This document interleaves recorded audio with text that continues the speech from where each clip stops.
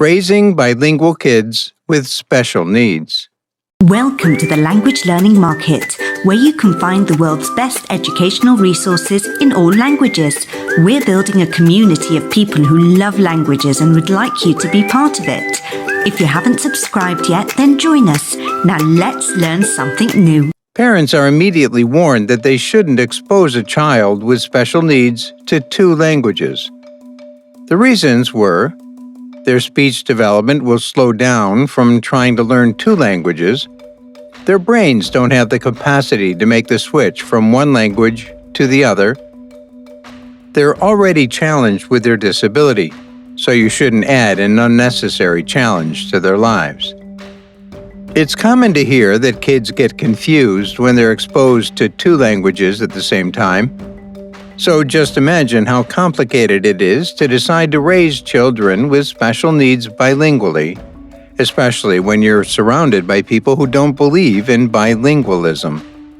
Bilingual learners with disabilities are capable of understanding and comprehending two languages.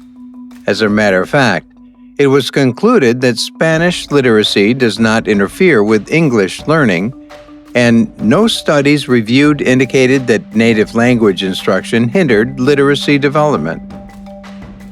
Bilingual education advantages for students with and without disabilities promote A. Better linguistic awareness, B. Cognition, C. Social achievement, and D. Cross-cultural awareness and understanding. In addition, the use of a student's primary language facilitates participation in instructional and learning activities, which leads to the acquisition of academic content. Like all students, bilingual learners with disabilities also need teachers to provide for social learning in order to enhance intellectual and social growth. A nurturing social environment is especially important to bilingual learners because they attend school while adapting to a new culture and a new language. Adapting to a new culture is very complex and stressful, especially when one must learn a new language. A bilingual learner with a disability or disabilities must resolve how to retain her or his own origin identity while being bombarded with new expressions and customs. School readiness. The more you expect from your child, the more you will get from them. It's not about pushing them to do the impossible, but empowering them to go through the natural experience of learning. For children of bilingual families, being bilingual is natural. If you're raising a bilingual child with special needs, take it easy and give them time to process and start showing progress. Understand that you can't force them to speak Spanish, as their brain will probably pick the easier word. The main goal is still to improve their communication, and this may be a lifelong task that you have to enjoy and celebrate. The best way to enjoy teaching bilingualism is to keep speaking, reading, and interacting with your children in the second language. Assuming the challenge of raising bilingual kids with special needs is a worthy adventure. Bilingual learners with disabilities. Who are bilingual learners with disabilities?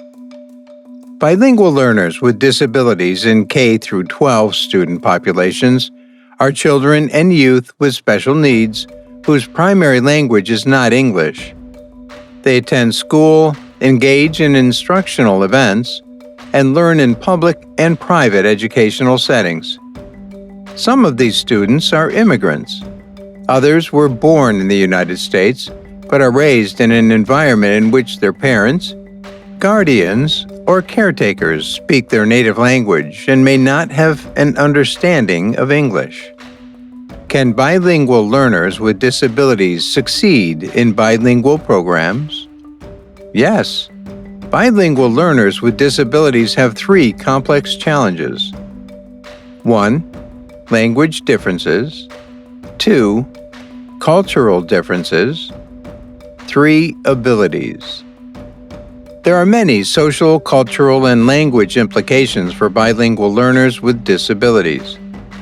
It's argued that differences such as language and cultural differences of the family, a lack of understanding of linguistic and cultural diversity by professionals, and lack of support from the systems are key influences on bilingual learners' participation.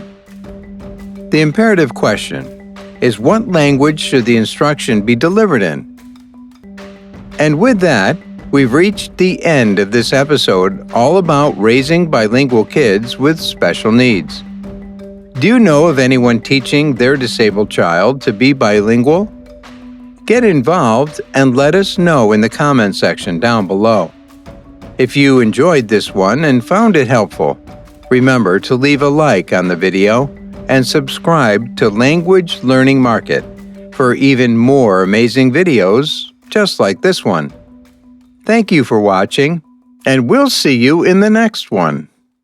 Thank you for watching, and be sure to subscribe. We're building a community of global experts in communication, education and language learning.